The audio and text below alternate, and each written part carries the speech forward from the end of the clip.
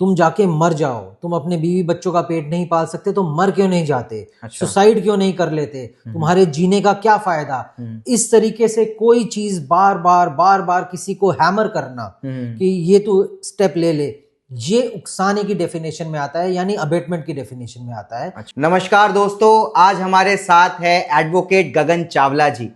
Recently आपने media में तो बहुत सुना होगा कि बैंगलोर के एक टेकी जिनका नाम अतुल सुभाष है, उन्होंने सुसाइड किया है।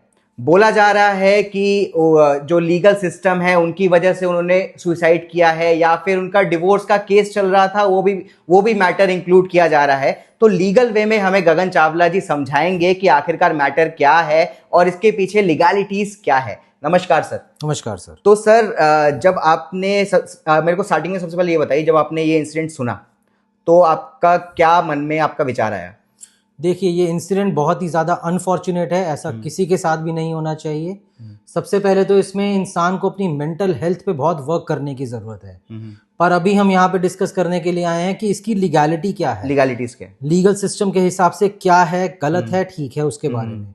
तो सबसे पहले तो ये बात है कि अगर कोई भी कानूनी प्रक्रिया को फॉलो करता है जी, कोई भी किसी पे मुकदमा करता है या किसी भी चीज से रिलेटेड, तो वो अबेटमेंट टू सुसाइड की डेफिनेशन में नहीं आता। अच्छा। मतलब अगर मैंने आप पे कोई मुकदमा किया, मेरा कोई राइट इन्फ्रिंज हो रहा है और उसके लिए मैंने आप पे कोई केस फाइल किया और कल को अगर आप सुसाइड कर लेते हैं तो वो मेरे पे अबेटमेंट टू सुसाइड की डेफिनेशन में नहीं आता। अच्छा। क्योंकि मैं कानून को फॉलो कर रहा था। मान लीजिए कि मेरे ऊपर अगर मेरे ऊपर कोई केस हुआ है और केस के चलते मैंने अगर सुसाइड किया है, तो वो उसके लिए कानून को हम जिम्मेदार नहीं ठहरा सकते। बिल्कुल नहीं, क्योंकि आप लीगल है, हम एक लीगल प्रक्रिया को फॉलो कर रहे थे जी। हाँ, इसके बाद एक दूसरा सवाल आता है कि अबेटमेंट टू सुसाइड फिर है क्या। जी। किसी को भी सुसाइड करने के लिए उकसाना, अच्छा। उसको ऐसी किसी सिचुएशन में लाके खड़ा कर देना कि उसको ऐसा, व्यक्ति को ऐसा लगे कि मेरे पास सुसाइड करने के अलावा और कोई रास्ता नहीं है जी। और उसको इसके लिए उकसाना, ये अबेटमेंट टू सुसाइड की डेफिनेशन में आता है। जैसे कि इस केस में जो अतुल सुभाष जी के वीडियो से हमें पता लगा है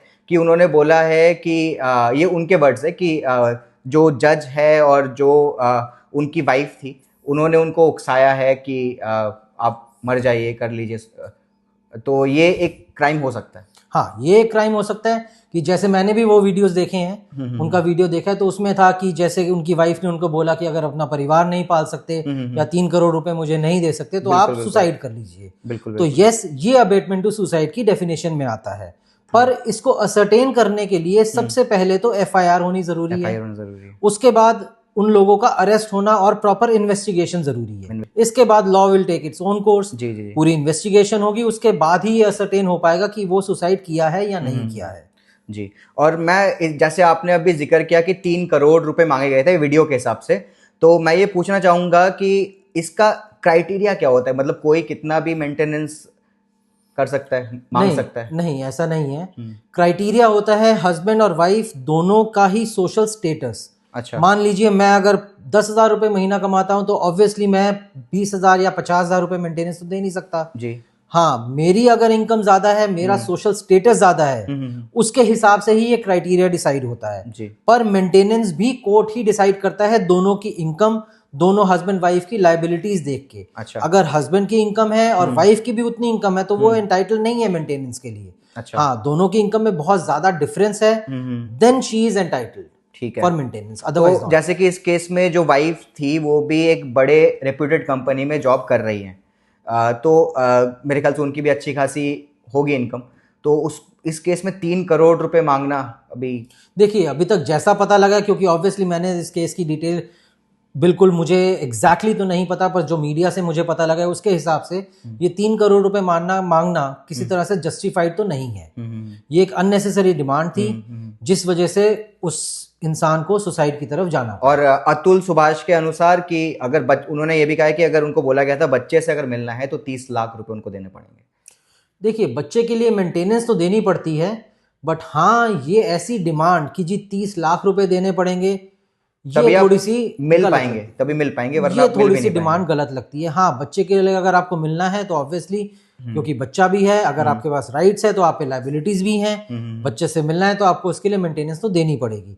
पर एग्जैक्टली अगर ऐसा बोला गया है 30 लाख रुपए देने पड़ेंगे तो this is really very wrong जी। ऐसा नहीं होना चाहिए था।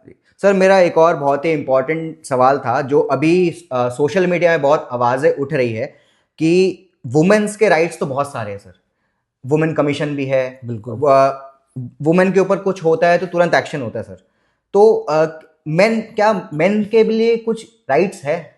देखिए सबसे पहले तो लोगों को अपना माइंडसेट बदलने की जरूरत है जी। जैसे हम अगर एक सड़क पे जा रहे हैं, कोई भी औरत शोर मचा देती है कि मेरे साथ इस लड़के ने कुछ ऐसा किया जी, तो वहां पे 10 15 20 लोग एकदम इकट्ठे हो जाते हैं और वहां पे उस लड़के को एकदम ब्लेम गेम शुरू हो जाती है जी, बिल्कुल। पर यही अगर वाइसे वर्सा हो, कोई मेल जा रहा हो और वो एलिगेशन लगाए तो कोई इंसान रुक के नहीं उसकी हेल्प करता जी। तो सबसे पहले तो एक सोसाइटी को अपना माइंडसेट चेंज करने की जरूरत है, क्योंकि आदमी भी मेंटल इश्यूज का शिकार उतना ही होते हैं जितना औरतें होती हैं। बिल्कुल सर। ऐसा नहीं है कि एक फीमेल है तो वही एक ब्लेम गेम कर सकती है, वही विक्टिम कार्ड प्ले कर सकती है। This is very wrong. हाँ, आदमियों के पास भी कुछ राइट्स हैं, जैसे section 24 of Hindu marriage act says कि अगर कोई प्रोसीडिंग डिवोर्स की या कोई भी प्रोसीडिंग हिंदू मैरिज एक्ट में चल रही है और उसमें कोई भी स्पाउस, जो मेल भी हो सकता है, हस्बैंड भी हो सकता है, अच्छा, अगर वो अपने आप को मेंटेन करने के लिए केपेबल नहीं है, अच्छा, और दूसरा स्पाउस केपेबल है, तो वो उससे अपनी मेंटेनेंस मांग सकता है। अच्छा, मतलब कि जो मेन है, आदमी है, वो भी मेंटेनेंस की डिमांड कर सकते हैं? बिल्कुल कर सकते हैं। ये तो ज्यादा लोगों को पता ही नहीं थी। अच्छा, वो आज सर ने बता दिया हमको। बिल्कुल, ये है इंसान, अच्छा, मेल्स के पास ये राइट है। अच्छा। साथ में हिंदू मैरिज एक्ट में ये भी है कि अगर कोई व्यक्ति, कोई हस्बैंड अपनी वाइफ से डिवोर्स की डिमांड करता है तो एक मेंटल क्रुएलिटी का ग्राउंड है। मेंटल क्रुएलिटी के अंदर बहुत ज्यादा बड़ी डेफिनेशन है जो सुप्रीम कोर्ट ने डिस्क्राइब करी है। अच्छा। जैसे अगर आपकी वाइफ कोई भी ऐसा एक्ट करती है जिससे आपको परेशानी होती है या आपको बहुत ज्यादा डिस्टर्बेंस होती है मेंटली, तो वो मेंटल क्रुएलिटी की डेफिनेशन में आता है। अच्छा। एग्जाम्पल के तौर पे मान लीजिए आपकी वाइफ, जैसे हिंदुओं में है कि मंगलसूत्र पहनना वाइफ्स के लिए जरूरी होता है या यूजुअली वो पहनती हैं। अगर आपकी वाइफ आपके सामने मंगलसूत्र उतार के फेंक दे और कहे कि मैं आज से तुम्हारी वाइफ नहीं, अच्छा, तो ये भी एक मेंटल क्रुएलिटी की डेफिनेशन में आता है। ओके। और एक और एग्जांपल के तौर पे, अगर wife unnecessary without any reason for a prolonged period of time, मतलब काफी वक्त के लिए फिजिकल रिलेशन एस्टैब्लिश करने से अपने हस्बैंड को मना करे, तो ये भी एक ग्राउंड है मेंटल क्रुएलिटी का, जिसके बेस पे पति अपनी पत्नी से डिवोर्स की डिमांड कर सकता है। ओके। तो सर, जैसे कि हम देखते हैं कि बहुत सारे जगहों पे कि जो वुमेन होती है वो बहुत सारे इल्जाम अपने पति पे लगाती है, जिसकी वजह से पति और उनके फैमिली वालों को जेल भी हो सकती है। तो क्या पति के लिए ऐसा कुछ है कि अपने वाइफ के ऊपर कुछ ऐसा इल्जाम लगा दे कि उसको जेल हो जाए? देखिए, अनफॉर्चुनेटली ऐसा कोई है नहीं अभी तक प्रोविजन कानून में। हाँ, अगर कोई झूठा एलिगेशन अगर वाइफ अपने हस्बैंड पे लगाती है और वो प्रूव हो जाता है तो यस, मेलिशियस प्रोसिक्यूशन का केस बनता है। अच्छा, तब उनको जेल हो सकती है? जेल हो सकती है, आप उस पे केस कर सकते हैं, आप उससे डैमेजेस क्लेम कर सकते हैं। अच्छा। अगर आपकी वाइफ आप पे अननेसेसरी कोई ब्लेम लगा रही है, जैसे कई बार क्या ऐसा देखा गया है, जैसे मैट्रिमोनियल डिस्प्यूट्स में वाइफ्स कई बार हस्बैंड के फ्रेंड्स, उनके डिस्टेंट रिलेशंस में जो रिलेटिव्स होते हैं उनको या कोई पड़ोसियों को, कईयों पे बार बार एलिगेशन लगाती है कि इसने मेरे साथ ये किया, झूठ बोलती है। तो ये भी एक डेफेमेशन के क्राइटेरिया में आता है। बिल्कुल। और डेफेमेशन में सजा का भी प्रोविजन है जी। साथ में सिविल में उसमें आप डैमेजेस भी क्लेम कर सकते हैं जी। दोनों प्रोविजन है डेफेमेशन में। तो ये एक मेल के लिए राइट है उसके पास। तो सर, ये बहुत सारे लोग जो देख रहे होंगे उनके मन में भी ये सवाल होगा कि मैंने ये सुना है, आप और अच्छे से मेरे को बोलना सर, कि जैसे कि कोई भी वुमेन जैसे किसी के ऊपर बोल सकते हैं कि इन्होंने मेरे को छेड़ा है या फिर इन्होंने मेरे को प्रताड़ित किया है, इन्होंने मेरे को मारा है। हो सकता है नहीं किया हो, पर उसके ऊपर कोई पहले इन्वेस्टिगेशन ना हो के उनको पहले जेल में लिया जाए। तो ऐसे होता है सर, और उससे कैसे बचा जाए? देखिए, सुप्रीम कोर्ट की इस बारे में गाइडलाइन है कि अगर कोई भी ऑफेंस किसी फीमेल के अगेंस्ट हुआ है, I am talking about offences against female, not matrimonial offences. अच्छा। यानी शादी से रिलेटेड नहीं, ये अलग सिर्फ फीमेल से रिलेटेड ऑफेंस। तो उसमें सबसे पहले एफआईआर रजिस्टर करनी जरूरी है। अच्छा। हाँ, एफआईआर रजिस्टर करने के बाद, जैसे देखिए, फीमेल के अगेंस्ट ऑफेंसेस कई सारे हो सकते हैं। उसको ईव टीज करना, फॉलो करना, रेप भी उस डेफिनेशन में आता है। तो एक्सेप्ट रेप, बाकी सबकी सजा 7 साल से कम है। ओके। तो अभी जो BNSS नया एक्ट इम्प्लीमेंट हुआ है 1 जुलाई से, उसके अंदर प्रोविजन है कि अगर कोई भी ऑफेंस जिसमें 7 साल या 7 साल से कम की सजा है, तो उसमें पहले अरेस्ट करने से पहले पुलिस को एक्यूज को एक नोटिस देना पड़ेगा। अच्छा। सेक्शन 35 कहता है, Okay. 35(3) to be specific. वो ये कहता है कि सबसे पहले आपको एक नोटिस देना पड़ेगा, उस नोटिस के बाद आपको इन्वेस्टिगेशन ज्वाइन करनी पड़ेगी, और अगर आप वो कर लेते तो आपका अरेस्ट बनता नहीं, फिर आपको पुलिस अरेस्ट नहीं कर सकती। अच्छा, मतलब पहले इन्वेस्टिगेशन होगी सर, मतलब सीधा आपको जेल में नहीं डालेंगे। एक्सेप्ट हाँ हीनियस ऑफेंसेस लाइक रेप, उसमें सिचुएशन उसमें सिचुएशन अदरवाइज नहीं। यस। अच्छा, तो सर जैसे कि बहुत सारे इंसिडेंट में हम देखते हैं कि बहुत सारे फॉल्स रेप रेप का केस भी होता है कि मान लीजिए जैसे कि हम ओयो वगैरह में देखते हैं कि उन्होंने बोला कि मैं गई वहाँ पे, मेरे को शादी का बहाना दे के मेरे साथ फिजिकल हुए, फिर उसके बाद तो ये भी रेप के उसमें आता है, तो उसमें भी जेल हो जाएगी पहले सर? हाँ, उसमें जेल हो जाएगी, क्योंकि rape is something else. Rape heinous crime की डेफिनेशन में आता है, और उसमें सजा भी थोड़ी ज्यादा है। तो हाँ, उसमें फिर पुलिस को ये सेक्शन 35 का नोटिस देना मैंडेटरी नहीं है। पर इसमें आपको एक बात थोड़ी इंपॉर्टेंट है, वो मैं आपको बता दूं कि अगर ऐसा कुछ होता है, क्योंकि आजकल society is getting evolve, society evolve हो रही है, तो ऐसी सिचुएशन आती हैं यूजुअली यंगस्टर्स की लाइफ में, जब ऐसा कोई उनको ऐसे रिलेशन एस्टैब्लिश होते हैं, तो उसमें मेल्स को ये चाहिए कि वो थोड़े से प्रूफ अपने पास रखें कि कल को फीमेल ऐसे एलिगेशन ना लगाए। क्योंकि मेरे एक्सपीरियंस कैसे प्रूफ हो सकते हैं सर, मतलब कौन कौन से प्रूफ जैसे हो सकते हैं? मैसेजेस, आजकल व्हाट्सएप मैसेजेस हैं। यस, व्हाट्सएप मैसेजेस में आपकी कंसेंट प्रूव हो जाती है। If boy and girl they are discussing कि yes we should go to some place, तो वो आपका एक प्रूफ के तौर पे यूज हो सकता है, बिल्कुल हो सकता है। और जैसे अब आप होटल में जाते हैं, तो वहां पे आजकल सारे होटल्स में मैंडेटरी है बाय लॉ CCTV कैमरा लगाना। अब वहां पे ID प्रूफ भी देना पड़ता है, तो कोशिश करिए जो लड़की आपके साथ है वो अपना ID प्रूफ अपने हाथ से दे, इससे भी उसकी कंसेंट प्रूव होती है कि आप उसको किसी प्रेशर में नहीं लाए। और अगर ऐसा कुछ सिचुएशन है कि आप मान लीजिए मैरिड हैं, see this is very wrong कि आप मैरिड हैं और आप ऐसे किसी रिलेशन में आते हैं, but for the sake of this thing we are discussing कि अगर आप मैरिड हैं और फिर भी ऐसे रिलेशन में आते हैं, तो आपको पहले ये कम्युनिकेट पूरे तरीके से करना पड़ेगा। See I am married, I do not have any intention with you to get married. तो मैं उसके बाद भी अगर आप इसमें इंडल्ज होना चाहती हैं इस एक्टिविटी में, तो yes we should not have any problem. तो यस, ये भी आपको अपने व्हाट्सएप पे मैसेजेस वगैरह प्रिजर्व करके सारे प्रूफ आपको इकट्ठा रखने हैं, वरना आपको आपके ऊपर कोई भी एक्शन हो सकता है। बिल्कुल। मेरे पास एक केस आया था अभी कुछ टाइम पहले की बात है, उसमें भी ऐसा ही था। लड़का और लड़की का आपस में अफेयर था, फिजिकल रिलेशन एस्टैब्लिश हुए, लड़की ऑलरेडी मैरिड थी, लड़की ने एलिगेशन लगा दिया कि ये लड़का मुझसे शादी का प्रॉमिस कर रहा था और अब शादी करने किसी से मना कर रहा है, तो इस पे रेप का एलिगेशन लग गया। बट यस, समहाउ उसकी एंटिसिपेटरी बेल हो गई थी, क्योंकि वो लड़की ऑलरेडी मैरिड थी, तो वो सिचुएशन थोड़ी डिफरेंट थी, और यस उसमें हो गया था। बट इसमें कई बार बहुत ट्रबल में भी आ जाते हैं लड़के। तो सर अभी ये अतुल सुभाष वाले केस में आते सर, तो इसमें जो उन्होंने वीडियो बनाया, नोट लिखा, तो क्या खाली ये नोट और इस पे वीडियो के जरिए क्या एक जो उनकी वाइफ है, क्या ये इनफ है उनके वाइफ को सजा के लिए, या फिर प्रॉपर इन्वेस्टिगेशन होगा? ये वीडियो और suicide note, yes it is a very big piece of evidence. ये एक बहुत बड़ा एविडेंस है, बट 100% इस पे rely as per my opinion court नहीं करेंगी। इसके साथ इसके कोराबरेटिव एविडेंस, यानी कोराबरेटिव मतलब इसको सपोर्ट करने वाले एविडेंस भी चाहिए। जैसे कोई ऐसा प्रूफ कि हाँ उसकी वाइफ ने क्या बोला, किसी के सामने बोला हो, आखिरी बार उसकी किससे बात हुई, क्या बात हुई, और जो केसेस चल रहे हैं उसमें क्या प्लीडिंग्स हैं, वो क्या स्टेज पे हैं, तो ये सारे एविडेंस भी मैटर करेंगे। As per my opinion court इस पे 100% रिलाय करके तो नहीं करेंगी, सिर्फ इन्हीं एविडेंस पे। सर अभी हमारे बात के बीच में मैंने एक वर्ड सुना बहुत ज्यादा, अबेटमेंट, ये क्या होता है सर? सर अबेटमेंट होता है किसी को उकसाना। अच्छा। उकसाना नॉर्मल से थोड़ा ज्यादा डिग्री का होना चाहिए। जैसे मैं किसी को नॉर्मली कह देता हूं तेरे साथ रहने का कोई फायदा नहीं, अच्छा, वो उकसाना नहीं है।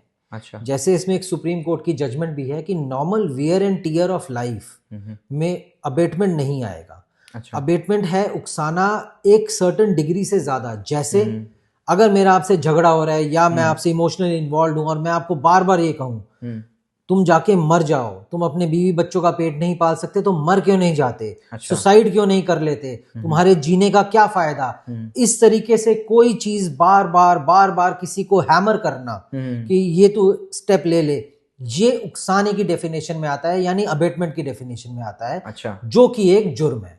अच्छा सर, तो सर मेरा एक और सवाल था कि मान लीजिए ये दोनों के लिए, गर्ल के लिए भी और बॉय के लिए भी, तो मान लीजिए कि मेरे ऊपर कोई एलिगेशन लगा है और मेरे को क्या प्रूफ इकट्ठा करने हैं और क्या, या फिर क्या प्रिपरेशन लेने हैं कि ताकि मैं पुलिस मेरे को पकड़ने आए और मैं उससे बच पाऊँ।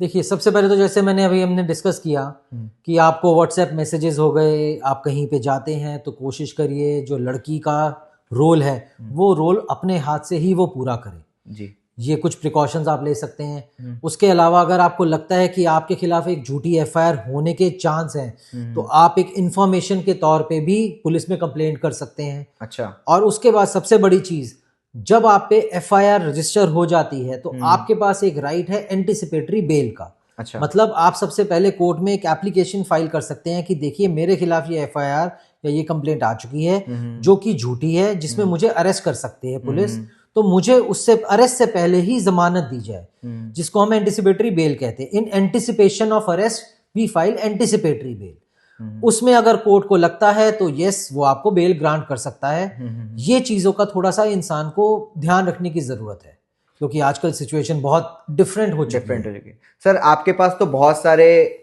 डाइवोर्स के केस बहुत सारे आपके पास आते ही होंगे सर, तो मेरे को एक ऐसा इंसिडेंट सर कुछ बताइए सर कि जिसमें मेंटेनेंस वगैरह में मतलब एक आदमी बहुत ज़्यादा डिप्रेस हो गया हो, कुछ ऐसे आया हो कुछ आपके पास? सर एक अभी मेरे पास एक केस चल ही रहा है, उसमें भी यही हुआ कि husband, yes he is a well of man, काफ़ी पैसे वाला लड़का है, उसकी वाइफ भी एक ठीक ठाक बैकग्राउंड से आती है, they both are from well off backgrounds, but husband का पास अपना कोई सोर्स ऑफ इनकम नहीं है, जो है वो उसके फादर की तरफ से है। हाँ, वो फादर के बिजनेस में इन्वॉल्व है, उसकी वहां से इनकम आती है, बट वो अपने फादर और अपनी वाइफ के बीच में पिस रहा है। अच्छा। वो अपनी वाइफ के साथ रहना भी चाहता है पर उसके फादर का क्योंकि ईगो बहुत है तो यस वो भी एक्सेप्ट नहीं कर रहे। अब क्योंकि वो लड़के का अपने फादर की तरफ ज्यादा इंक्लिनेशन है, क्योंकि फाइनेंशियली वो उन पे डिपेंडेंट है, बिजनेस में उनके साथ इन्वॉल्व है, तो वो उनको भी नहीं छोड़ सकता।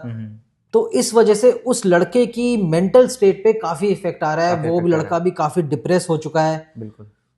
हाँ, जब भी आता है काउंसलिंग तो करता हूँ क्योंकि ये तो जरूरी है, मेंटल हेल्थ बहुत जरूरी है, बट ऐसा होना नहीं चाहिए, but we can not do anything क्योंकि सोसाइटी ऐसी हो चुकी है, लोग ऐसे काफी, मनी सबसे ज्यादा ऊपर हो चुकी है, सबसे ज्यादा इंपॉर्टेंट मनी की हो चुकी है। बिल्कुल बिल्कुल बिल्कुल। We can not do anything about it, to a certain extent we can help them but not more than that. Sir मेरा एक और बहुत ही इंपॉर्टेंट सवाल रहेगा जो सोशल मीडिया में लोग बोल भी रहे हैं कि क्या लॉ में, हमारे इंडिया में लॉ में क्या वुमेन बायस थोड़ा है लॉ मैट्रिमोनियल इसमें? यस, थोड़ा सा वुमेन बायस तो है। हमारा जो कानून है वो थोड़ा सा फीमेल, थोड़ा क्या काफ़ी ज़्यादा फीमेल्स को सपोर्ट करता है, क्योंकि बहुत सारी चीज़ें हैं जो फीमेल की तरफ है। कोई भी अगर ऑफेंस होगा फीमेल की तरफ तो इमीडिएटली एफआईआर होगी, मेल्स के केस में ऐसा नहीं है। देखिए, जैसे फीमेल्स के पास राइट्स हैं या ऑफेंस हम कहें, जैसे अभी बीएनएस आया, बीएनएस में स्टॉकिंग इज एन ऑफेंस, मतलब आप किसी फीमेल का पीछा करते हैं तो इट इज एन ऑफेंस जिसपे आप एफआईआर। सर मेरे ख्याल से एक ये भी लॉ है कि अगर कुछ 1 मिनट या 2 मिनट से ज्यादा आप किसी को देख नहीं सकते, ऐसा भी शायद कोई लॉ है। ऐसा नहीं है एग्जैक्टली हाँ, किसी को ज्यादा ऐसा देखना, किसी की प्राइवेट मूवमेंट्स में देखना फीमेल के लिए ये ऑफेंस है, बट क्योंकि सोसाइटी बहुत ज्यादा इवॉल्व हो रही है, ऐसा नहीं है कि ये ऑफेंसेस मेल्स के साथ नहीं होते। हाँ, मे बी परसेंटेज थोड़ी कम होगी बट ऐसे ऑफेंसेस मेल के साथ भी होते हैं। पर अगर कोई मेल को कोई फीमेल फॉलो कर रही है तो उस पर आप एफआईआर नहीं करा सकते। कोई मेल को अगर कोई फीमेल प्राइवेट मूवमेंट्स में देख रही है या कैप्चर कर रही है तो आप उस पर एफआईआर नहीं करा सकते। सर मेरे हिसाब से ये सोसाइटी का भी थोड़ा वो है कि मैं अगर बोलूँ कि किसी फीमेल ने मुझे मारा है, थप्पड़ मारा है, तो मेरे दोस्त मेरा ही मजाक उड़ाएंगे। बिल्कुल, कि तू पिट के आ गया। बिल्कुल। सोसाइटी सी लॉ है क्या, कानून है क्या? कानून जो एट लार्ज सोसाइटी को एक्सेप्टेबल है वो कानून है। अगर उस एक्सेप्टेबिलिटी से बाहर कोई जाता है तो वो ऑफेंस बन जाता है। तो law is mirror of a society, right? तो एक माइंडसेट है जो कि एक बड़ा गलत माइंडसेट है कि अगर किसी, जैसे आपने कहा कि अगर फीमेल किसी मेल को थप्पड़ मारे तो उसके दोस्त ये कहेंगे यार एक लड़की से थप्पड़ खा के आ गया, हाँ। उसी का मजाक उड़ेगा। पर यही अगर एक फीमेल मेल के लिए कहे तो इमीडिएटली कहेंगे बहुत बड़ा गलत है। इस पे एक मूवी भी आई थी जिसको आप जानते होंगे, तापसी पन्नू की थप्पड़। Yes, it was a movie. बिल्कुल। तो अगर इसको वाइस वर्सा, ऐसा नहीं है कि ऐसा होता नहीं है कि डोमेस्टिक वायलेंस सर दोनों बिल्कुल होता है, बिल्कुल होता है। I remember when I was in college, मेरी एक क्लासमेट थी, उनका एक नेबर था, वो वाइफ अपने हस्बैंड को रोज मारती थी। Whenever we used to visit our friend, हमें उसके पति की चीखने की आवाजें आती थी। सो इट वाज हैपनिंग उस वक्त भी हो रहा था। कोई हो सकता है, केस हो सकता है कि आदमी इस पे कोर्ट में जाके बोल सकते हैं कि मेरी वाइफ ने मेरे को पीटा, उसको सजा दो। देखिए, अगर ऑफेंस है, सी सिंपल हर्ट, अगर नॉर्मल हर्ट है उस पे तो खैर कुछ भी नहीं हो सकता। बट हाँ, अगर इंजरी थोड़ी ज्यादा है, ग्रीवियस है, थोड़ी ज्यादा चोट लगी है, तो ऑब्वियसली यस उस पे एफआईआर तो हो सकती है। मतलब सर ऐसे कि मान लो किसी आदमी ने अपनी वाइफ को थप्पड़ मारा है तो वो औरत अपने पति पे केस हो सकता है, पर अगर औरत ने आदमी को थप्पड़ मारा उस पे केस नहीं हो सकता। थप्पड़ मारने पे नहीं हो सकता। यस, मतलब आपको वहां पे इक्वलिटी नहीं है सर? नहीं, बिल्कुल नहीं है। अच्छा, ऐसे तो बहुत सारी चीज होगी जहाँ पे इक्वलिटी नहीं होगी सर। बहुत सारी चीजें ऐसी, उससे सबसे ज्यादा इंपॉर्टेंट ये आती है कि आप अगर ऐसा कोई व्यक्ति, कोई ऐसा मेल जाके किसी से हेल्प भी मांगेगा तो पहले तो उस पर कोई विश्वास नहीं करेगा। विश्वास करेगा तो पहले उसी का मजाक उड़ेगा कि अरे ऐसा तुम अपनी बीवी से मार खा के आ गए।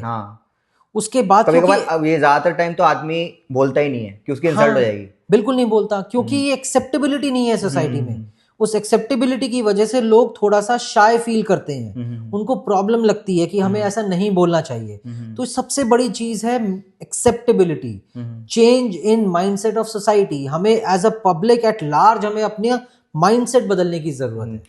कल ही मेरे पास एक इंसिडेंट आया कि एक बंदा का जयपुर में शॉप है, तो एक फीमेल आई उसके शॉप से 10-15 हज़ार का सामान ले गई और उसको बोला कि उसका घर पास में था, बोला कि मेरे घर से आके पैसे आप ले जाना।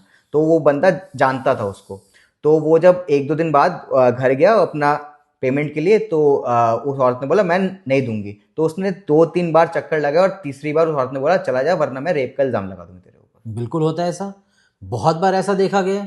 ऐसे मेरे पास बहुत सारे मैटर आते हैं जिसमें कोई मेल अपने लेजिटिमेट वजह से, कारण से फीमेल के पास जाता है, पर वो उसको धमका देती हैं कि हम छेड़ने का इल्जाम लगा देंगे, हम रेप के झूठे एलिगेशन लगा देंगी।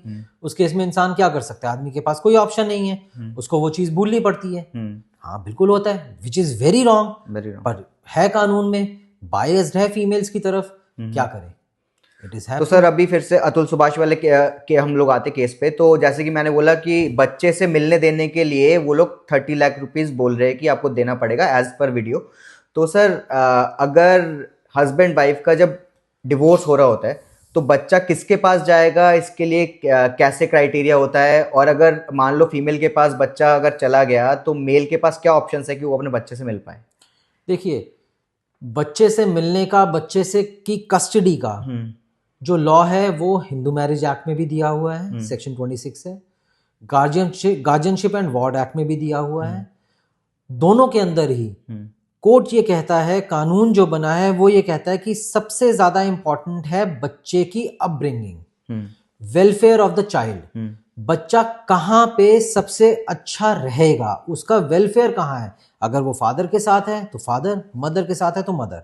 जैसे जब बच्चा बहुत छोटा होता है, मान लीजिए साल का, 2 साल का, 3 साल का, 4 साल की उम्र तक बच्चा है, तो उसको उस वक्त मदर की ज्यादा जरूरत है, क्योंकि मदर उसे नर्चर करेगी। उसकी डेली नीड्स फादर पूरी नहीं कर पाएगी।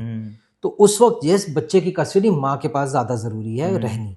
हाँ, जब बच्चा थोड़ा बड़ा हो जाता है, अब मान लीजिए अगर father is earning well, mother is not earning so well, father और his family is more educated, तो वो भी देखा जाएगा, एक क्राइटेरिया है कंसिडरेशन का। बट हाँ, with rights there are responsibilities as well. अगर आप बच्चे से मिलने का राइट या उसकी कस्टडी मांगते हैं तो आपको बच्चे को मेंटेन भी करना पड़ेगा। हाँ, अगर बच्चे की कस्टडी माँ के पास भी है तो भी फादर के पास राइट है विजिटेशन का, क्योंकि he is natural father. A child, see the relationship between child and father or mother, the relationship between a child and his or her parents should be organic in nature। मतलब वो automatically अपने आप grow होना चाहिए। चाहिए। तो कानून ये प्रोवाइड करता है कि हाँ, फादर के पास in any case visitation right तो रहेंगे, पर उसको बच्चे को मेंटेन भी करना पड़ेगा, उसका खर्चा भी देना जरूरी है। तो सर मेरा ये सवाल है कि मान लीजिए जो बच्चा है वो फीमेल के पास गया है, तो अगर फीमेल भी किसी अच्छी जगह पे जॉब कर रही है, वो अर्निंग कर रही है, तो मेंटेनेंस जो है वो सारा फादर को ही देना है कि हाफ हाफ होता है सर? नहीं, हाफ हाफ होगा, क्योंकि mother is also earning. See, law ये है, कानून ये कहता है कि जब बच्चा, अगर दोनों मदर एंड फादर दोनों साथ रहते तो बच्चे का खर्चा कौन उठाता? दोनों पेरेंट्स ही उठाते ना मिलके, क्योंकि दोनों अर्न कर रहे हैं। तो उसी हिसाब से अगर वो अलग अलग हैं तो बच्चे की तो इसमें कोई फॉल्ट नहीं है, तो उसका खर्चा तब भी उस हिसाब से होगा, जितना हक मदर का है उतना ही हक फादर का है। बिल्कुल सर। तो दोनों के पास राइट है, दोनों के पास ही रिस्पॉन्सिबिलिटीज है। तो सर अगर कोर्ट में एक मेल से अगर मेंटेनेंस के लिए 40,000 रुपीज मान लीजिए मंथली मांगा जा रहा है, तो क्या उसकी मदर भी उतनी ही कंट्रीब्यूट कर रही है? कानूनन तो ये जरूरी है बच्चे के लिए, अगर है, अगर वो मेंटेनेंस बच्चे के लिए है तो मदर और फादर अगर दोनों इक्वली अर्न कर रहे हैं तो दोनों इक्वली रिस्पॉन्सिबल हैं खर्चा देने के लिए। ऐसा नहीं, पिक एंड चूज पॉलिसी नहीं हो सकती कि जी मदर तो नहीं दे रही और फादर ही सारा खर्चा उठा रहा है। अच्छा, तो ऐसे भी हो सकता है कि सर अगर आदमी मान लीजिए 10,000 कमा रहा है और फीमेल जो है वो 30,000 कमा रही है, तो औरत ज्यादा वो करेगी, कंट्रीब्यूट करेगी? बिल्कुल, क्योंकि मेल की अर्निंग कम है। अच्छा, ऐसा मतलब हो सकता है? बिल्कुल बिल्कुल। इसके लिए कोर्ट की डायरेक्शंस है कि जो भी ऐसे केसेस आएंगे मेंटेनेंस के लिए, उसमें हस्बैंड और वाइफ दोनों को अपना एफिडेविट देना पड़ता है, जिसमें उनकी इनकम क्या है, लायबिलिटीज क्या है, एसेट्स क्या है, वो सारा का सारा डिस्क्लोज करना पड़ता है, जिसके बेसिस पे कोर्ट मेंटेनेंस डिसाइड करता है। तो सर फिर इस हिसाब से एज पर वीडियो जो अतुल सुभाष ने कहा है कि अतुल सुभाष से अगर 30 लाख रुपए सही में अगर मांगे गए हैं, तो वो फीमेल को भी फिर 30 लाख रुपए कंट्रीब्यूट करना पड़ेगा अगर वो अर्न करती है तो। वो एक्सेंचर में वो करती, जॉब करती है, अच्छी जॉब करती है। Yes, but you can not say कि हाँ मैं एक one time money I am asking. Maintenance हर महीने की होती है। अगर आप एक बारी के लिए कहते हैं कि मुझे इतने पैसे चाहिए, तो ये कहीं ना कहीं एक्सटॉर्शन की डेफिनेशन में भी आ जाएगा। सी, द मेंटेनेंस, जो मेंटेनेंस है, मेंटेनेंस क्योंकि खर्चा बच्चे का हर महीने हो रहा है जी, ऐसा नहीं है, फीस उसका सब कुछ, हाँ, उसकी रोटी, उसका फूड, उसके कपड़े, उसका स्कूल, ट्रांसपोर्टेशन, ये हर महीने का एक्सपेंस है। अब जरूरी नहीं है कि मैं अगर महीने के 5 लाख रुपए कमा रहा हूं तो मेरे पास 30 लाख रुपए भी इकट्ठे पड़े हों, ये जरूरी नहीं है, क्योंकि आजकल लोगों पे लोन भी होते हैं, आजकल लोगों के एक्सपेंसेस भी हैं। तो मेरे से ऐसे मांगना इकट्ठे पैसे, ये कहीं ना कहीं एक्सटॉर्शन की डेफिनेशन में आता है। बट अच्छा सर, मेरा एक और बहुत इंपॉर्टेंट सवाल है कि जैसे हम लोग देखते हैं कि अगर औरत अर्न नहीं करती है तो उससे आप मांग नहीं सकते हो, ठीक है?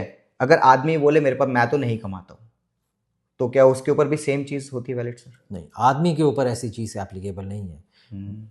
चाहे बेग, बोरो और स्टील, आपको देना पड़ेगा, पर औरत के लिए ऐसा नहीं है। औरत के लिए ऐसा नहीं। औरत के लिए कब ऐसा है? अगर she is capable of earning. See, there are things, जैसे अगर फीमेल पहले वर्क करती थी मैरिज से, ड्यू टू मैरिज उसे रिलोकेट होना पड़ा, या मैरिज के बाद बेबी प्लान किया, उसके बाद उसकी केयर में लग गई और वो 3, 4, 5 साल, 10 साल का गैप आ गया। सी, 10 साल के बाद तो फिर उसको नौकरी भी नहीं मिलेगी, तो वो केपेबल ऑफ अर्निंग नहीं रही। पर हाँ, अगर कोई female who is capable of earning और वो अपनी चॉइस से अनएम्प्लॉयड है, सिर्फ इसलिए कि मैं अपने हस्बैंड से मेंटेनेंस मांगूं, तो वो कानूनन गलत है। अच्छा, कानूनन गलत है, इसमें है सर, उसमें मेंटेनेंस नहीं मिलेगा। प्रोविजन है कि भाई वो आप अगर स्पेशली इसके लिए जॉब छोड़ के बैठी है कि मैं मेंटेनेंस लूंगी, तो वो बिल्कुल गलत है, उसमें मेंटेनेंस नहीं मिलेगी। इस पे बहुत सारी जजमेंट है सुप्रीम कोर्ट की, हाई कोर्ट्स की बहुत सारी जजमेंट्स है। अच्छा, if she is capable of earning, she can not claim maintenance. ठीक है सर, अब फिर से अतुल सुभाष के टॉप, बस ये लास्ट मेरे 1-2 और सवाल है आपसे कि अब अतुल सुभाष जी के पेरेंट्स को अब क्या करना चाहिए सर? देखिए, सबसे पहले तो उन्होंने जैसे कंप्लेंट करी, आपने भी बताया, मीडिया में भी आ रहा है कि एफआईआर हो गई है, पुलिस भी वहां जा चुकी है, तो उनको लॉ पे थोड़ा भरोसा रखना चाहिए।